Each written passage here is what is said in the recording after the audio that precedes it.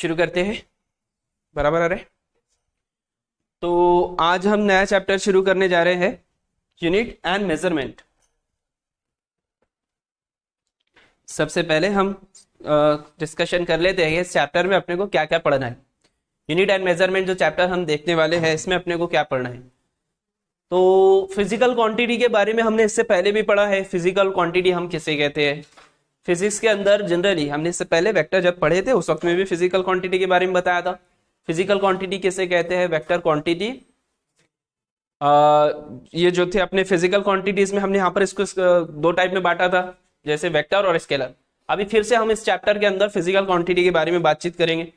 तो सबसे पहले तो हम बात करते हैं फिजिकल क्वांटिटी किसे कहते हैं। फिजिकल क्वांटिटी फिजिक्स के अंदर हर वो यानी कुछ टर्म्स होते हैं जिसको हम फिजिक्स के अंदर बात करें अगर, जैसे लेंथ है, मास है, टाइम है, टेम्परेचर वगैरह वगैरह, ये सारे जो क्वांटिटीज होते हैं इन्हें हम कहते हैं फिजिकल क्वांटिटीज।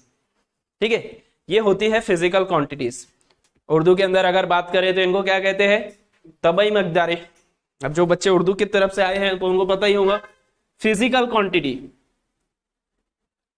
फिजिकल क्वांटिटी किसे कहते हैं, तो ऐसी तब ऐसी मिकदारें, क्वांटिटी बोले तो मिकदार, ऐसी मिकदारें जिसको हम मेजर कर सकते हैं, जिसको हम आसानी के साथ में मेजर कर सकते हैं, नाप सकते हैं, तो उसे हम क्या कहते हैं, फिजिकल क्वांटिटी कहते हैं। अब फिजिकल क्वांटिटी अपने पास में एग्जांपल जैसे मैंने बताया कौन सी कैटेगरी में आती है फिजिकल क्वांटिटी, जैसे लेंथ है, मास है, टेम्परेचर है, ईटीसी, ये फिजिकल क्वांटिटी होती है। अब फिजिकल क्वांटिटी को ना दो हिस्सों में बांटा गया है। फिजिकल क्वांटिटी को दो हिस्सों में बांटा गया है। कौन से हैं, तो हम यहां पर अगर बात करें तो फिजिकल क्वांटिटी के जो दो पार्ट है उसमें एक आता है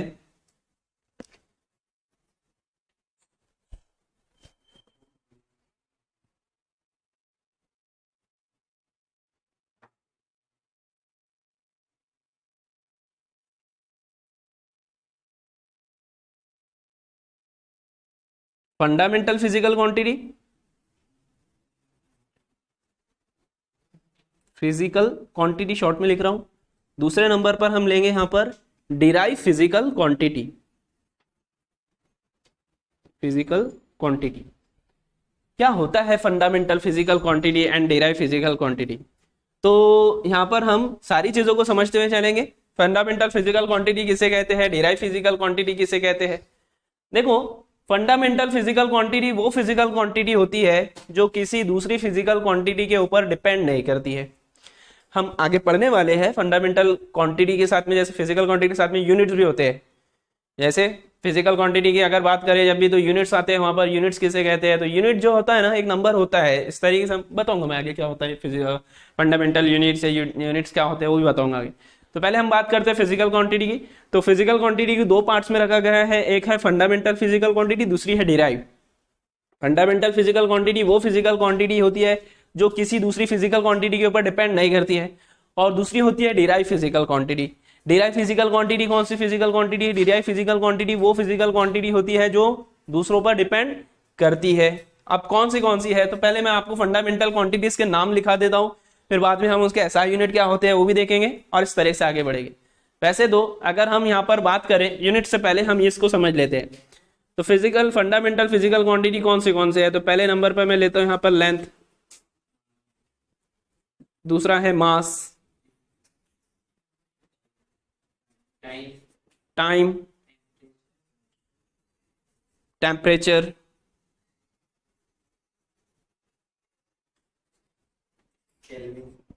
इसके बाद है, पहले तो हम यहाँ पे सिर्फ नाम लिखेंगे, वो बाद में बताऊंगा उनके यूनिट वगैरह भी। टेम्परेचर, उसके बाद में है, बोलो क्या है, उससे पहले आता है इलेक्ट्रिक करंट, या करंट भी कह सकते हैं शॉर्ट में। 6 नंबर पर हम लेंगे यहाँ पर ल्यूमिनस इंटेंसिटी।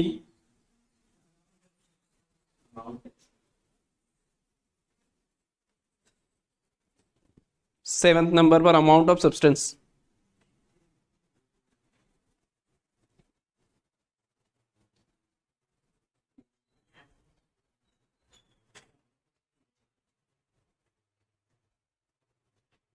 ठीक है,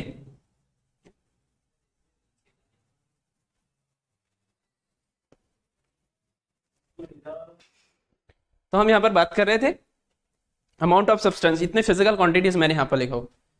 अब देखो यहाँ पर मैंने सिर्फ नाम लिखा हुआ, अभी कौन से इनके यूनिट वगैरह भी मैंने नहीं बताया, यूनिट भी मैं अभी बताता हूँ अभी। तो फंडामेंटल फिजिकल क्वांटिटीज, ये फिजिकल क्वांटिटीज हमारे पास में 7। लेंथ क्या होता है सभी को पता है, लेंथ से सभी खुद की होती है कि मतलब डिपेंड नहीं करती है ऐसा कह सकते हैं, या फिर खुद पे डिपेंड करती है या फिर किसी पे डिपेंड नहीं करती है, दूसरे फिजिकल क्वांटिटी पे तो बिल्कुल नहीं। तो इसीलिए इनको फंडामेंटल कहा जाता है। उर्दू वालों के लिए इसे हम कहते हैं बुनियादी तबई मिकदार। फिजिकल क्वांटिटी को उर्दू में क्या कहते हैं? तबई मिकदार।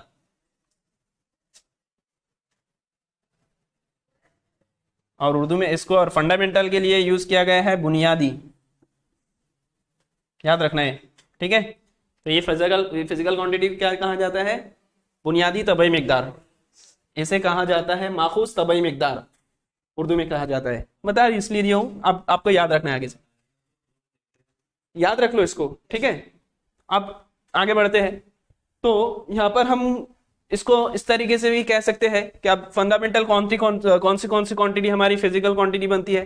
तो लेंथ है, मास है, लेंथ मतलब लंबाई है, यहाँ पर मास, कमियत कहा जाता है उर्दू में, टाइम का वक्त, temperature, electric current, luminous intensity. Intensity क्या होता है? तो अभी के लिए इसको आप समझ लीजिए। इंटेंसिटी बोले तो जैसे कि मान लीजिए मैं आपको एग्जांपल इसकी अगर दूं, जैसे लाइट की जो होती है इंटेंसिटी पर चलती है लाइट। किसी की इंटेंसिटी ज्यादा होती है, किसी की कम होती है। जिसकी इंटेंसिटी बहुत ज्यादा होती है हम उसको नहीं देख सकते, और जिसकी इंटेंसिटी कम होती है हम उसको देख सकते हैं। सूरज को हम नहीं देख सकते, बहुत ज्यादा इंटेंसिटी है। ये ट्यूबलाइट है या बल्ब है, हम इसको देख सकते हैं लेकिन ज्यादा देर नहीं देख पाएंगे क्योंकि इसकी इंटेंसिटी ज्यादा होती है। जो लाइट बहुत ही मध्यम होता है, जीरो लाइट, उसको हम आसानी के साथ में देख सकते हैं। उसकी इंटेंसिटी क्या होती है? कम होती है। इंटेंसिटी बढ़ जाने की वजह से क्या होता है? हम उसको देख नहीं पाते हैं। तो यहाँ पर इल्यूमिनस इंटेंसिटी या फिर इंटेंसिटी का वर्ड मैंने यूज किया, आगे हम पढ़ेंगे इसको, अभी आगे अपने को काम नहीं है उसका। अमाउंट ऑफ सब्सटेंस जो है उर्दू में इसको कहा जाता है मादे की मिकदार। अब ये क्या होता है अमाउंट ऑफ सब्सटेंस? ये इसका ज्यादातर काम अपने को केमिस्ट्री में पढ़ने वाला है, ठीक है। तो अब यहाँ पर हमने ये सारी चीजें हैं जो समझे। अब मैं एक एक करके आपको यहाँ पर ये क्या होती है, अभी डिराइव का मैं अभी नहीं बता रहा हूँ, डिराइव मैं बाद में बताऊंगा, पहले हम फंडामेंटल को अच्छे से समझते हैं। तो ये जो 7 फिजिकल क्वांटिटीज हमने लिखे हैं इन्हें हम कहते हैं फंडामेंटल फिजिकल क्वांटिटी। अब इनके हम यूनिट भी लिखेंगे और इनके एसआई यूनिट भी लिखेंगे और डायमेंशंस वगैरह भी समझते हुए आगे चलेंगे। एसआई यूनिट क्या होता है, सबसे पहले हम इस चीज को समझते हैं।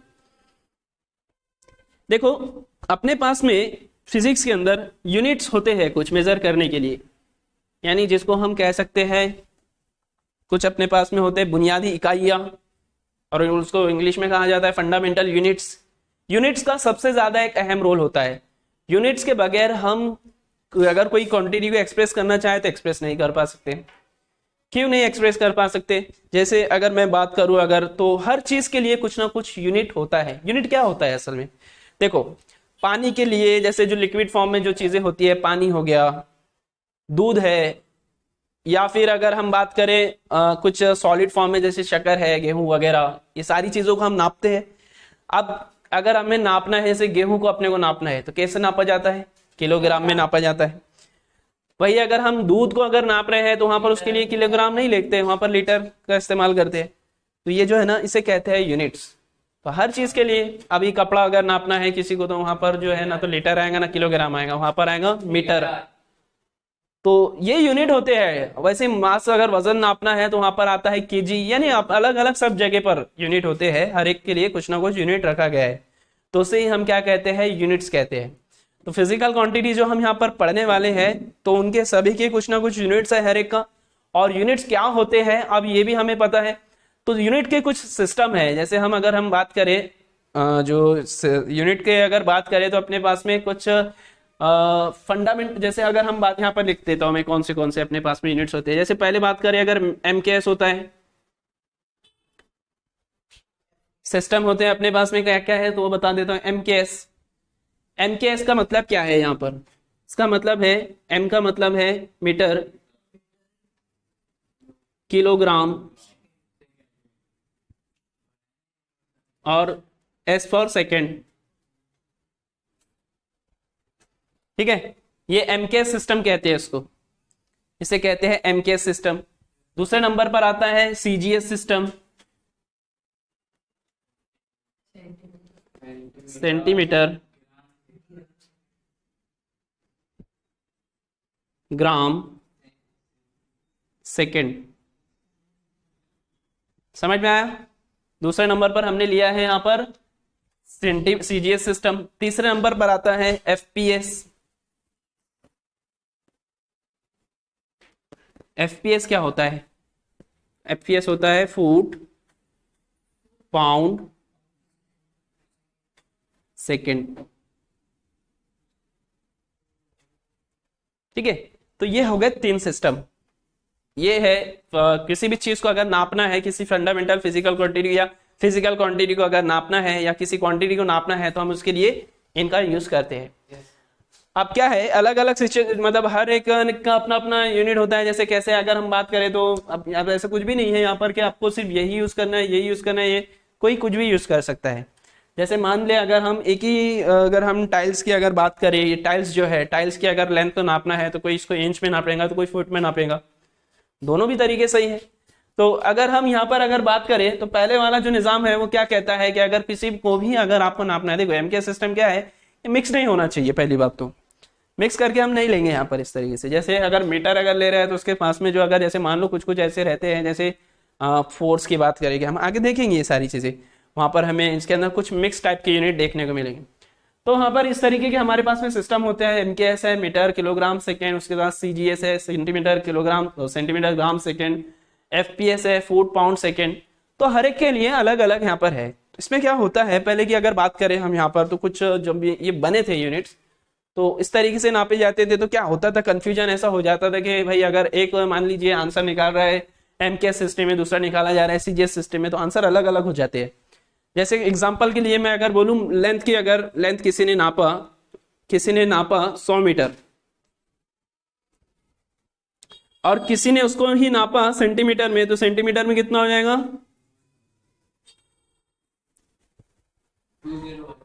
20 बढ़ जाएंगे ना। 1 metre is equal to 100 centimetre. तो अगर ये देखा जाए तो गलत दोनों भी नहीं है। 100 सेंटीमीटर ही कितना होता है अपना? 1 मीटर होता है। 100 सेंटी, चलो मैं एक काम करता हूँ आपकी सहूलत के लिए 2 जीरो गैप कर देता हूँ, इसके 2 जीरो इसके गैप कर देता हूँ। ये है 1 मीटर और ये है 100 सेंटीमीटर। 100 सेंटीमीटर और 1 मीटर में क्या डिफरेंस है? कुछ भी डिफरेंस नहीं है, दोनों भी सही है अपनी अपनी जगह। लेकिन अगर हम नंबर की बात करें, अगर एक व्यक्ति आंसर देता है यूनिट बताए बगैर ही, एक ने जवाब दिया 1 और एक ने जवाब दिया 100, तो अभी तो गलत हो गए। ठीक है, क्या कंक्लूजन निकालेंगे यहाँ पर? अगर मैं 1 अगर ले लूँ 100 की जगह पर और मैं कुछ भी ना बताऊँ वो क्या है, तो कंफ्यूजन तो बढ़ जाएगा। तो एक अगर बोल रहा है 1 और एक बोल रहा है 100, तो ऐसे केस में हम बोलेंगे कि नहीं गलत जवाब है, एक ही जाना सही होगा इस केस में। लेकिन अपने को पता है कि अगर उसको ऐसा बोला जाए 1 मीटर एंड 100 सेंटीमीटर, तो दोनों भी सही होंगे। ऐसे केस में क्या है कि अब कंफ्यूजन बढ़ रहा है। यहाँ पर कंफ्यूजन क्या बढ़ रहा है कि भाई अगर अलग अलग तरीके से जवाब देने की कोशिश करेंगे तो फिर कंफ्यूजन बढ़ रही है। तो क्या किया गया, एक नया निजाम बनाया गया, कॉन्फ्रेंस हुई और उसमें क्या किया गया, एक नया निजाम बनाया गया जिसे हमने कहा एसआई सिस्टम इंटरनेशनल। तो इनमें डिसाइड किया गया कि भाई इस तरीके से अलग अलग यूनिट मत लो, अगर सब अलग अलग लेंगे तो क्या होगा, कंफ्यूजन क्रिएट होगा। तो फिर मैं यहाँ पर बताया गया कि एक ही सभी मिलकर क्या करते हैं, एक ही को फॉलो करेंगे। यानी अगर कोई एफपीएस बोलेगा, कोई सीजीएस बोलेगा, तो ऐसे में तो कंफ्यूजन बढ़ेगा ही। तो इसीलिए क्या किया गया, एक नया निजाम बनाया गया और सभी ने इसको मान लिया कि हाँ अब जो भी है इसी के अंदर लिया जाएगा। उस सिस्टम को कहा जाता है एसआई सिस्टम। एसआई सिस्टम जो है वो सिमिलर है एमकेएस की तरह, कुछ हम यहाँ पर देखेंगे। तो ये माना गया और नया निजाम यहाँ पर देखने को मिला हमें, जिसे हम कहते हैं एसआई सिस्टम।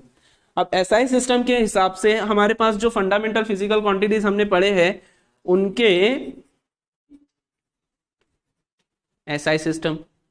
अब एसआई सिस्टम क्या है, तो इस चीज को हम समझ लिए। यहाँ पर तो हमने अब इसको इंट्रोडक्शन देख ही लिया है, लेकिन अब हम ये समझेंगे कि अब ये जो हमने 7 फिजिकल क्वांटिटीज अभी पढ़े हैं, तो वो 7 फिजिकल क्वांटिटीज के यूनिट क्या बनेंगे, एसआई यूनिट क्या बनेंगे, हम बात करने वाले। हमारा मेन फोकस रहेगा एसआई यूनिट में।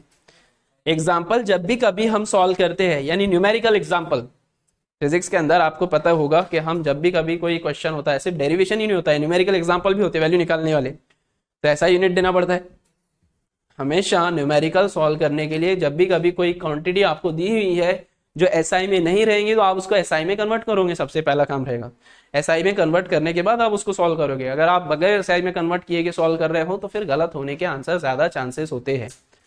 तो एसआई निजाम के अंदर, एसआई सिस्टम के अंदर क्या क्या फिजिकल हम पढ़ने वाले हैं, इसको कौन से यूनिट देने वाले हैं, यहाँ पर आप इस चीज को डिटेल में समझते हैं। तो हमने 7 फिजिकल क्वांटिटी कौन सी लिए है फंडामेंटल के अंदर?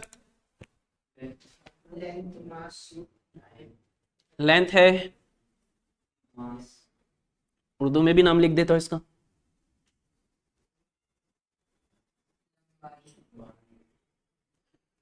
इसके लिए जो एसआई यूनिट है उसका नाम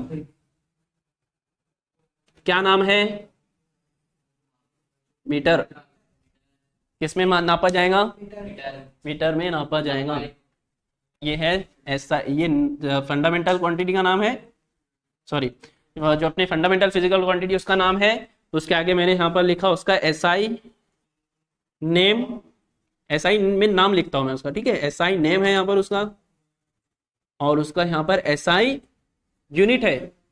वैसा तो दोनों ही यूनिट है, मैं सिटी के लिए ऐसे लिख रहा हूँ, इसको मतलब यहाँ पर सिंबल लिखेंगे हम, उसका अलामत क्या होती है, सिंबल क्या होता है।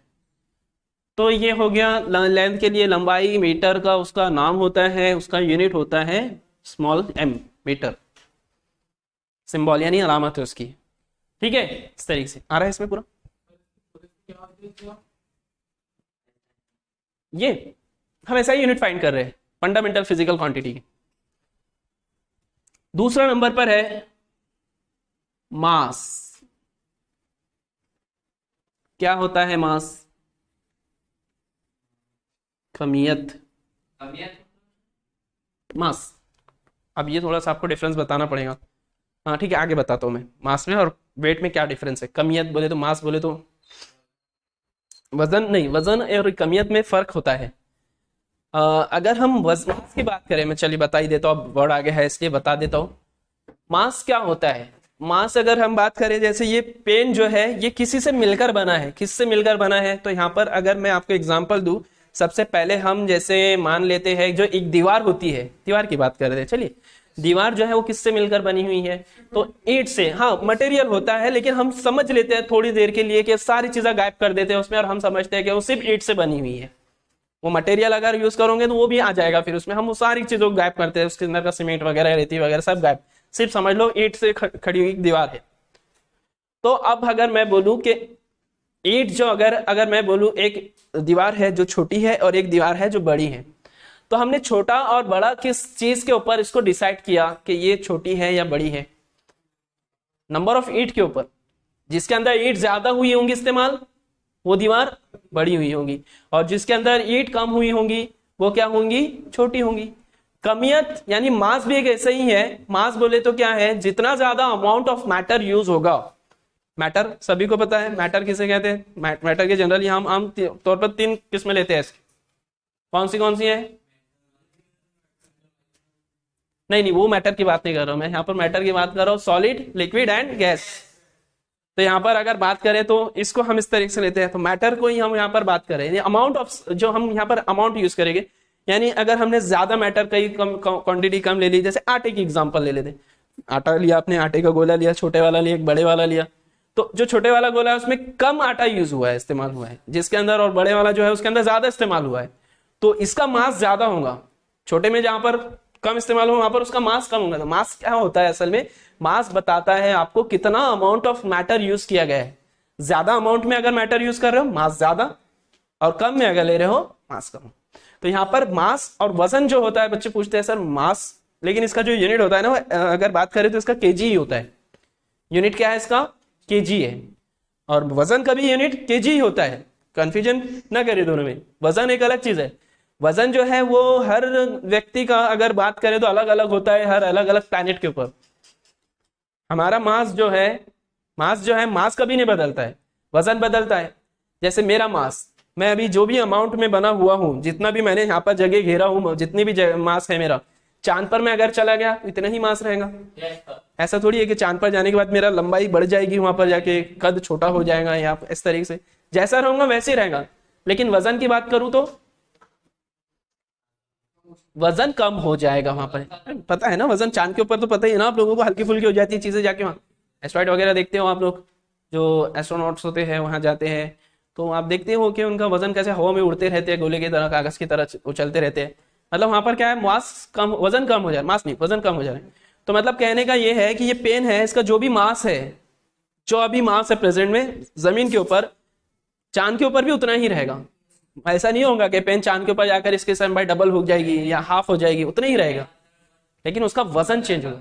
वजन जो रहता है वो किस चीज के ऊपर डिपेंड करता है, वो डिपेंड करता है ग्रेविटी के ऊपर, लेकिन मास से कोई लेना देना नहीं है ग्रेविटी को। ठीक है, तो मास क्लियर हो गया।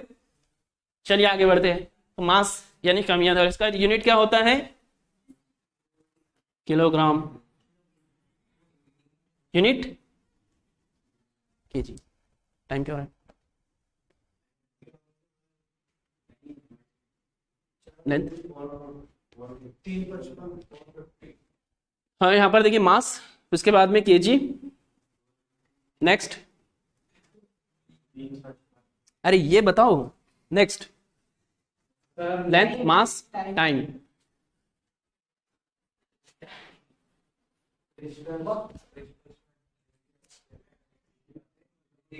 यूनिट बोलो फटाफट, सेकेंड, एस,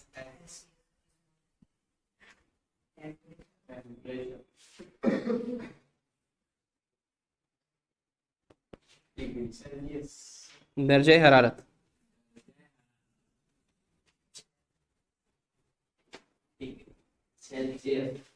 केल्विन, के, पांचवा इलेक्ट्रिक करंट,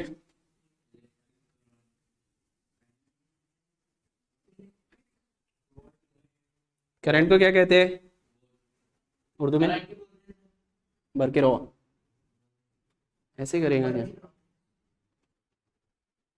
एम्पियर,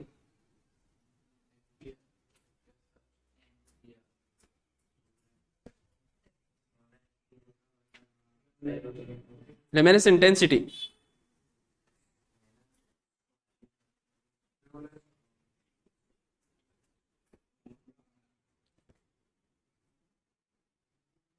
नूरी शिद्दत,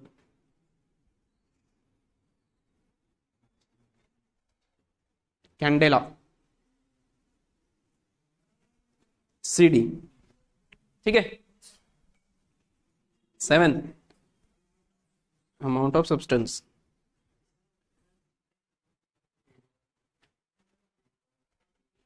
क्या नाम है, मादे की